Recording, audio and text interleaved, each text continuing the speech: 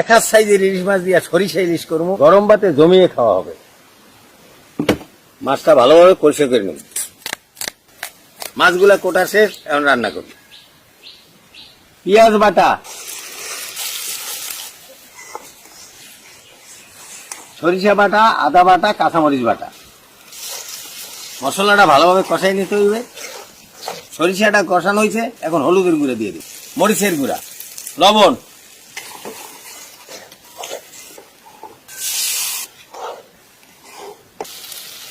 মশলা কষানো হয়েছে, এখন মাছটা দিয়ে দেব।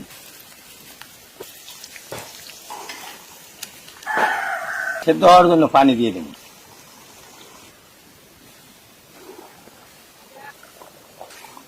সরিষা ইলিশ রান্না শেষ।